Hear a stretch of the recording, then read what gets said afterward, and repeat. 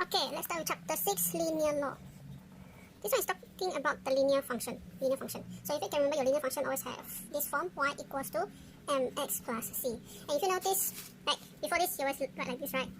If you notice, I've write the y and x in big letter because this chapter is talking about non-linear function converted into linear function. Okay, and all of the things here we'll be doing focusing on the linear function only. Okay, so if it's non-linear, we'll convert it into linear, and then we'll focus on the linear form. Okay, so the first thing we're going to talk about is how to identify the linear function, whether it's linear or not, and then we're going to learn about line of best fit. Okay, drawing a straight line when all the points is not on a straight line, not all, but most some. Okay, and then we're going to learn how to convert the non-linear function into the linear function, and then at the end of the video we'll discuss some examples, discuss the questions that you will see in exam. Yeah, like the exam style question. Okay. Okay, I'm using your exercise book. This is from top one. Okay, just want to show you. For linear relation, it is the relationship between two variables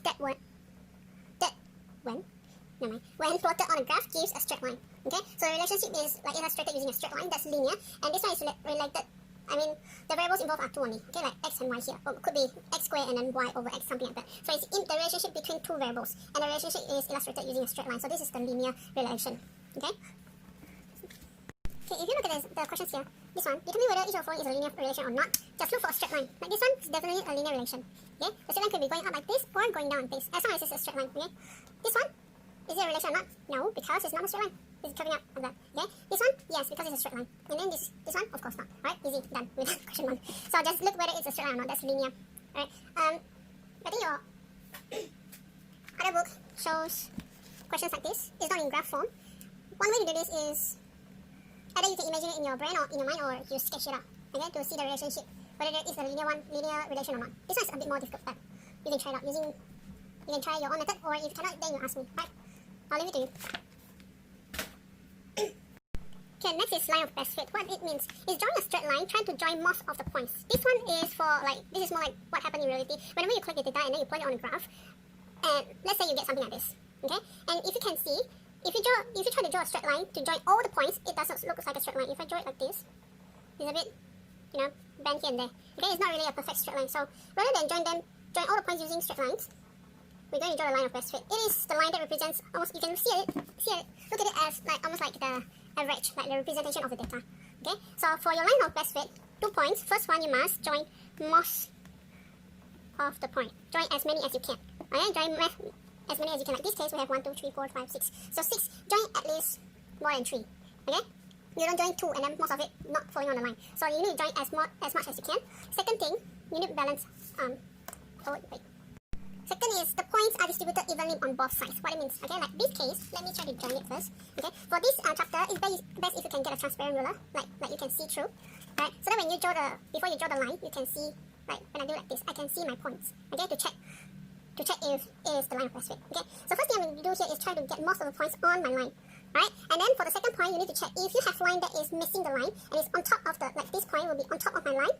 There's one here, right? So if I have one on top of the line, then I must have one below the line. Okay, it means by points distributed evenly like this. If it is a straight line, if you miss one point here, you must have another one missing at the bottom. Not necessarily here, could be here. Okay, as long as you have one up, then you must have one down. You cannot have one up, 2 down. Okay, and the distance from the points to the line, try to make them almost the same. Okay, the distance cannot be too far. Like what I mean, if you have one point here missing like this, and then the other one missing like this is not even. Okay, it's not balanced. This one is too far away compared to this one. Okay, so it has to be distributed evenly on both sides. So for this case, I'm going to try to connect. Let me see. I think I can connect this, and this. So 4 connected, 2 missing, 1 up and 1 down. Right, so this is my line of best fit. Oops, speed. Not accurate. Okay, like this. Try to be accurate when you draw this, okay? Best thing, because this kind of pencil tends to be blunt, so best thing is to use your mechanical pencil. It's sharper. Okay, the tip here is sharper. It gives you a better, more accurate drawing. Anyway, you do it like that. So I repeat again, for line of best fit, it must join most of the points as much as you can. Okay, like this case, 6. Out of 6 points, I have 4 jointed. Okay, 4 of them lines on a straight line. And then points are distributed evenly on both sides. So like this case, I have 1 on top. Or you can see like this. This is the left side, this is the right side. So on the left side I have 1 point, right side I have 1 point, okay? And they're almost the same distance from the line. Okay, so this is the line of best fit. It represents almost, you can look at it as like the average of all the points. Almost like that, okay? So that's the line of best fit. So for your book, you have the questions here for you to practice. Of course, wait, I don't have enough space here. You can see this one. Okay, this one. This one is just for you to practice. Try try to join most of the points. You try to play around with it using the transparent ruler. Okay? Try to adjust first, make sure you have most of the points on your line, and then make sure both sides have equal points. Okay? Right? Don't do like, or I'm giving you an answer. Don't join like these 2 points. Of course, this is very off, right? So try a way to play around with this one to practice how to draw a line on best fit. Of course, your exam won't give you things like this. Most of the time, they'll give you the table. You plot it yourself and draw your line on best fit. Okay? Alright, let's look at this example here, question 4. Question 1, 1, 2, and 3, I think that one you can do it yourself. Oh, it's quite easy, just plot the graph and do the line of best fit. Okay, this question says the graphs below show the lines of best fit of 2 variables as given in their respective graph. See? So this one is given here, you don't need to draw. So using the graph here to solve the questions here. A, determine the value of S when t equals to 3.8. So this one, which is the same for the rest of the question, I mean A, 2 and 3, we just need to look for the value. You must use the information from graph. You must read from the graph. I don't need the ruler, you can see from here. If my video is a bit blurry, you can refer to your own book. This is on page 84, okay? Right, so this one look for the value of S when t is 3.8. So this one look for t. This one is for S, this one is for t. So look for t when t is 3.8. So that's around here. So that is, here is 3, because it's 2, 4, here is 3, the middle is 3, and then you count to 3.8. Then from here you use your ruler, draw the dotted line until you touch the straight line. I think you learned this in Form 2 also, right? And then after you touch the straight line, draw a straight line from the point here, draw it until you touch the S axis. Okay, then you read off the value from here. For this case, from the S value here, when t is 3.8, that will be 19.5. Then you write down the S is 19.5, that's it. Okay, same for the rest. This one look for S when t equals to 7.2. So look for t 7.2, draw the dotted line, and then reach here, you get a value 7. And then same for this one, look for t when S equals to 21.5. So look for S 21.5, that will be here. This is 21.5 for S. Draw the straight line from here until you touch the line. Then draw the dotted line, go down to read off what is t value. Okay, at here. So that is 3.2. Right? So that's how you solve the question. Next thing. Obtain the equation of the line of best fit. So this one is a straight line, right? So always remember for straight line is in the form of y equals to mx plus c. Okay? For this case, we'll need to find what is the gradient from the graph and then what is the y-intercept. Okay? So do remember, whenever you draw the line of best fit, try to extend your line until you touch the y-axis. Okay? Because most of the time the questions will get you, like, we'll need to know the y-intercept. For this case, it will be the s-intercept. Huh?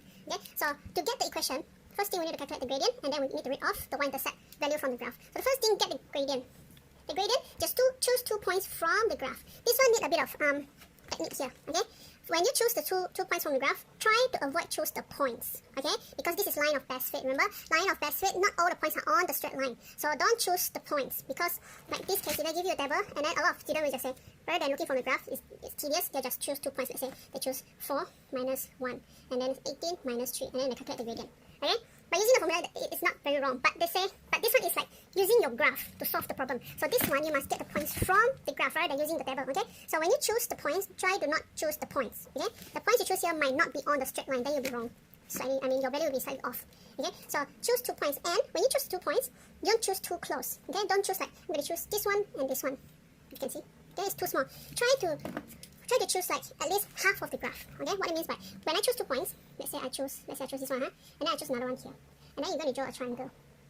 It's not necessary for you to draw a triangle, but if you can see, I'm going to shade it for you so that you can see, but when you calculate this one, it's not, you don't need to do this, you don't need to do shading, okay? But most of the time, your teacher might ask you to draw the triangle, the dotted line, okay? To indicate the calculation for gradient. So when you calculate the gradient, you choose 2 points, and then you're going to draw the triangle, right? Because when you calculate the gradient, it's actually getting the distance here, divided by the distance here, remember? That's your gradient, okay? So for this case, when you choose the 2 points, if you can see this triangle, it's at least more than half of the size of the graph. Okay, this is the size of the graph. This is my size of triangle. So it's at least more than half of it. Okay, so when you choose the 2 points, if using the triangle, don't choose too small, like these 2 points. Okay, this is too small. It's less than half of the graph. Okay, so try to be big. And usually we choose the points that is easy to read off. Okay, don't choose points that give you readings like 2.38 or 20.98, something like that. This is very difficult. Okay, so try to get easy points here. Okay, so what they did here is they choose, you can see, they use this is 33. So that they get 33, somewhere there. Okay, they actually get this point and this point. Okay, so the triangle is here. I showed it so that you see it clearly. Okay, you can refer to your book to have a clearer image. Because I focus. What is the word? I make it. Never mind. I enlarge my image. That's why it's a bit blur. Okay, so this is the triangle. It's almost a half. It's almost half. I think it's slightly. It's almost half of the graph. Okay, so this is okay. And then they choose the points here, which is slightly easier for them to read. Okay, so they take 33 here minus 14.5. Okay, so if you remember, this one is your x1, y1. This is x2, y2.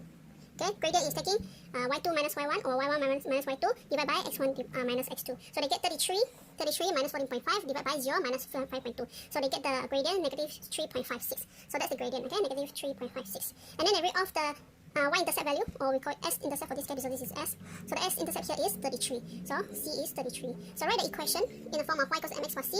That is, the y is s, the x is t. So they have the equation s equals to negative 3.56 p plus 33. This is in the form y equals to mx plus c. Okay, so the s is the y, the gradient is negative 3.56, the t is x, the y-intercept is 33. Okay, so that's how you get your equation.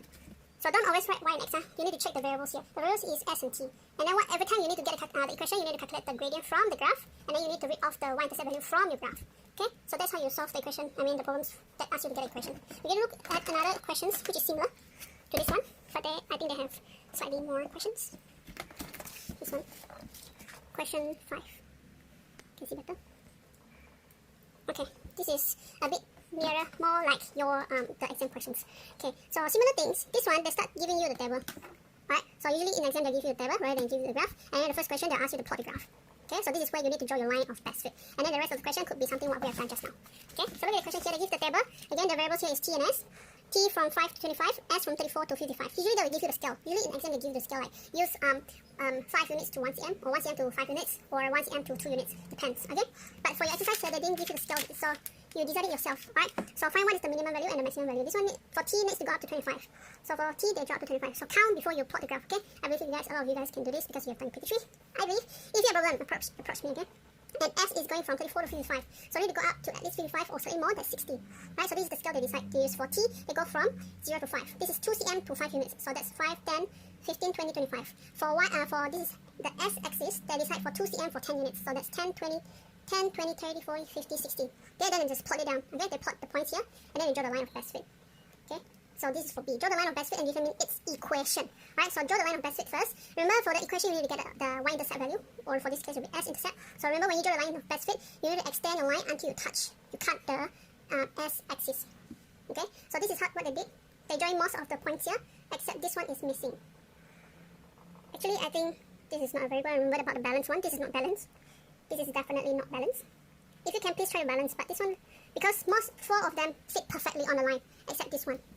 Okay, so we just use this one, right? But when you draw, try to balance your line of best fit. Try. Okay, now, for this case, they've done the B part. Now they need to find the equation. So to get the equation, first thing you need to find the gradient. Wait, I'll just use the answer here. Huh? So first thing, find the gradient. Second, read off the y-intercept value. So the first thing, they find the value by using the point. The first point is 39 and 10. That will be 39 and 10. They use the point here. This one is okay because this point here lies on the straight line, so this is okay. And then the next point they use is 29 and 0, which is this one. This is too small. I don't know what they're doing. Okay, if you can see the triangle here is too small. Right? Maybe that should get somewhere around here. Okay, or at least here. Yeah. But this is how they do it. When you do it, please remember what I say. Get the triangle that is at least more than half of the graph. Okay? At least until here. Just now this one is too small. This is too small. Okay, try to get a bigger one. The bigger the more accurate. When you start doing the graph yourself, if you change the points, you calculate the gradient, you'll find yourself giving yourself slightly different answer. Okay, so that's why it matters. It's not like they'll be the same anyway. No, not always the case. Okay, alright. So this is what I did. Use 2 points, calculate the gradient. So remember, the gradient is y2 minus y1 over x2 minus x1. Okay, so they get 39 minus 29 divided by 10 minus 0. So that is 1. Okay, so the gradient is 1 here. And then for the y-intercept, they read from here, which is 29. Okay, so m is 1, c is 29. So write it into the equation. The equation is s equals to t. They didn't write 1 because 1 you don't need to write, okay? So it's s equals to t plus 29. This is y equals to mx plus c form, right? So that's how you get the equation. Last part, they asked to find the value of s when t equals to 13, and then find the value of t when s equals to 46. This one is easy, huh? Just get when t equals to 13, which is around here. Draw the dotted line until you touch the line, and then read off the value from here. So that's 42. So s equals to 42. And then for the last one, value of t when s equals to 46, so I'll get 46. 46 will be here. Draw the dotted line, and then read off the value from here. That is 17. So we get the answer 17 here. So that's how you usually do the questions for this chapter. Okay. Right now, this one is getting more complicated, and just now it's like a warm-up exercise. Okay. So this is more like the real life, like more like the real situation that you're going to see in your exam. So of course in exam, I don't know, maybe they'll give you this one or they don't give you or ask you to draw the graph, okay? But now we're going to look at how you get the equation from this kind of graph. If you can see this one is on page 86, huh? If you can see the variable here is root x, and then this one is y squared, okay? I'm going to write down it's y squared and root x. Okay, so let's learn. I'm not going to go through all the questions here. I'm just going to focus on how you get the equation from here and work out the problems here. Okay, the rest you don't. Right, okay, just let me brief through the questions here. First thing, you get an equation, so I'm going to show you how to do that. And then they ask you to find the exact value of y when x equals 25 and x when y equals 16 over 5. This one, you cannot read off from a graph because given this kind of graph, right, this is just like a sketching, it's not accurate. Okay, you don't have the grid to tell you the values. So what you're going to do here is to substitute the value into the equation and find the value. Right, that's how you need to get an equation in the first place. So how do we get the equation from here? This is a linear graph, isn't it? Linear, so it follows y equals to mx plus c form. Okay, what is the y here? This one. This axis is always for your y, this axis is always for your x, so I'll put the y here. So it will be y squared equals to your m, x will be root x plus c. Then you need to get the gradient and y-intercept value from your graph. So from this one we know the c is 9, positive 9. Okay, so you can write here, it's positive 9. And then next thing we need to calculate the gradient. Okay, you're given 2 points here already. So this one is 10, 13, this one is 0, 9. Then just calculate, we can get 13 minus 9 divided by 10 minus 0. So the answer is 2 out of 5. 2 over 5, okay? So the equation right again, I write here, is y squared equals to 2 over 5 root x plus 9. This is the final equation. This is y equals to mx plus c. Okay, so that's your equation. From the first question here, I can see you might get some problem with this one because it has something to do with ln. Just to remind you, I'm not going to give you the answer, but you might be able to see my answer. But anyway, ln is log base e. Okay? So if you have ln e, that will be log e base e. Answer will be 1. Remember? Okay, now last bit. This one is learning how to reduce the non-linear function into linear function. Okay, like if you can see here, these functions are all non-linear. Okay, because they are not y equals mx plus c. Right, like this case here has x squared here and x here. This is not linear. Could be, you call it quadratic. This one, we have a name for it, something like exponential, something like that. But of course, this is not y equals mx plus c. And last one, obviously, is not linear. Okay, so how do we reduce it into linear function? This has what you learn here is like the basic skill, how to convert non-linear function to linear function. Why we need to convert it is so that it's easier to look at the relationship. Okay, so that's why we need to know how to convert it. So let's just start learning how to do it. First case here, y equals px squared plus qx. We need to convert it into this form, y equals to mx plus c. Okay, so one part of the term here will have y, another part has the x, and then the other part nothing. It's a constant. Okay, so this one, both of them has the x, so we're going to remove one of them. Okay, how do we remove? We can divide x. So the first case here, I'm going to show you two ways to do this one, with different, coming out with different answer, okay? So the first part, I'm just going to divide x, right? So this one will be y over x, this one will be p x squared divided by x plus q x divided by x. I'm just showing you, okay? This is my way of writing, of course. You can write like this. Yeah, something like that. It's not, you know, it makes sense, okay? Unless you have doubt, then ask me. Right now. So divide by x, this one will remain as y over x. This one, x squared divided by x will be left with 1x, so that's px, plus x divided by x, that will be 1, so left with q. So that's your y equals to mx plus c, with your y is y over x, your m is p, your big x is small x here, and then the constant is q. Okay, so this is how you reduce it into linear function. Okay, you might ask me why this one also got x, so it is x or y. As long as it has y, is y. Okay, and this one is our x, right? So that's how you split them. So as long as you can change it into y equals mx plus c, that's linear function, right? Let me show you another method, another way that will give you slightly different answer. For this case, just now I removed this one, right? Another case I can remove is remove this guy. Okay, so I divide the whole equation by x. This one is divide x. This one is divide x squared. Okay, so the first part will be y over x squared. Second part will be p x squared divided by x squared. Plus the last part is q x divided by x squared. Okay, so this one will stay as y over x squared. This one x squared divided by x squared, that will be 1. So left with p. This one will be q over x. Because there will be 1x left at the bottom right. So it will be q over x. So this is my x now. But my x is at the bottom. Okay, when you split this, it will become q times 1 over x. Okay, so if I write it properly, it will be q times 1 over x plus p. So this is my y equals to mx plus c. My y is y over x squared. My x is 1 over x. I'm going to write here. M is q and my constant is p. Okay, two different answers. Okay, as long as you can get y equals mx plus c. Right, when you check the answer from, from the QR code, you might have slightly different answer. That's why I'll need to look at your answer and check with you. Okay, hopefully I got enough time to do that. Now let's look at this one. This one we cannot do division. Okay, we cannot do it like this. Why? Because we need to get this power down. Okay, so how do we get the power down? Put log. Whenever you want to put the power down, the best way, easiest way is put log. Okay, so I can put log 10 on both sides. So it's going to be log 10 y and log 10 p x and minus 1. I do step by step. Okay, so that's you when you log both sides. Then this is log this times this. So when I split it, it becomes plus, right? Okay, I'm going to do step by step. So this one I just copied out, didn't do anything. This one I split it, so it becomes log 10p plus log 10 x and minus 1. So after you split this, the power can bring it down. Right, so it will be log 10y equals to log 10p plus n minus 1 times log 10x. Okay? I think we're pretty much done. Let me rearrange it because remember it's y equals mx plus c. This one has the x, so this one is our mx, this is our c. So let me rearrange it so that it's in the y equals mx form. I mean y equals mx plus c form. So this one n minus 1 is our m, log 10x is our x, plus log 10p is our c. So this is y equals to mx plus c. Okay? Done. Yeah, done. Alright, last one. It's a bit messy here. Last one, we're given e power y equals to r x power t. So how will you deal with this one? Again, the one, our y here, and then the power here, we can bring it down by using log, okay? And then I saw e here. Of course, you can use log 10, log base 10. But I saw e here, so I'll just use log base e. That's our log. I'll write log base e for you to understand, okay? So first thing, put log base e on both sides, okay? Then this one can bring it down. This one, we can split it, okay? So it'll be log r plus, okay, step by step, log x t. Right? Now, here, this one, the base number, same as this one, so it becomes 1. So y times 1 is y. Next thing, this one, I can bring it down, right? And this one has the x, so this one will be my x. So I'm going to rearrange this whole thing to the front, and this is my constant. So I'm going to write y equals to t log e x plus log e r. Or I can write the log e right there, log e will be ln x plus ln r. Okay, so this is my final function. Y equals to mx plus c. My y is small y, m is t, x is ln x, constant is ln r. Okay, so this is how you can reduce the non-linear function to linear function. So you're going to practice the questions here. You're going to solve everything here.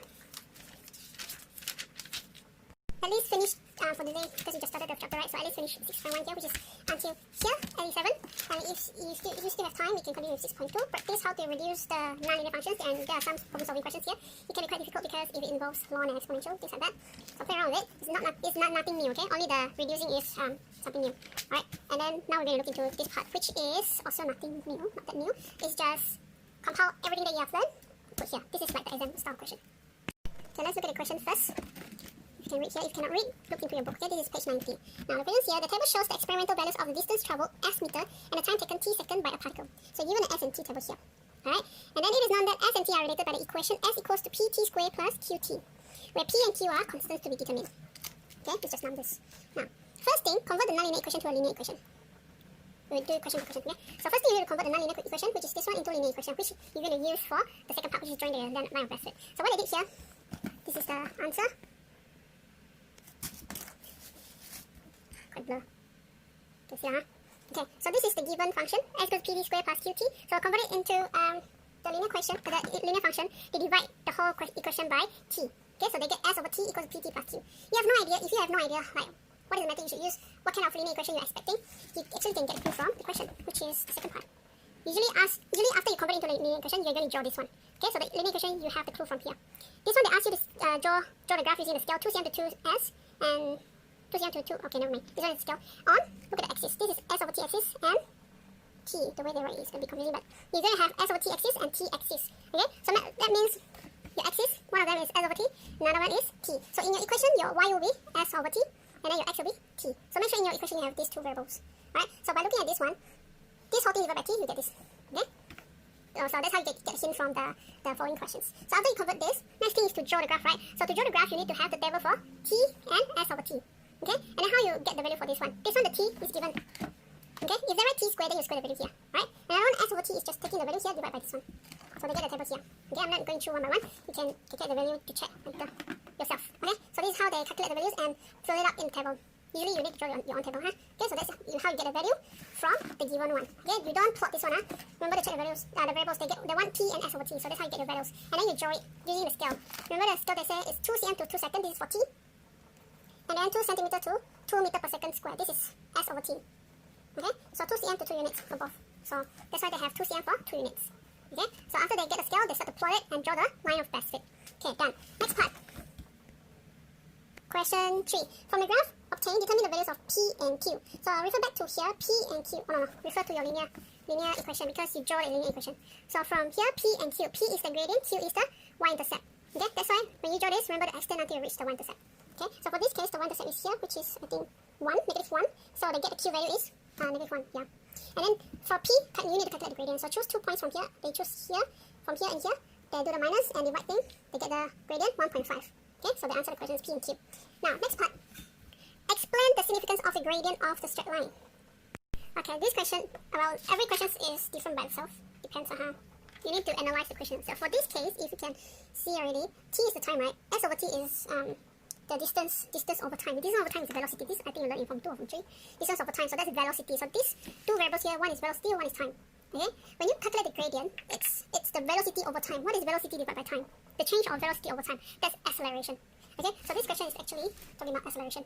Explain the significance of the gradient of the straight line.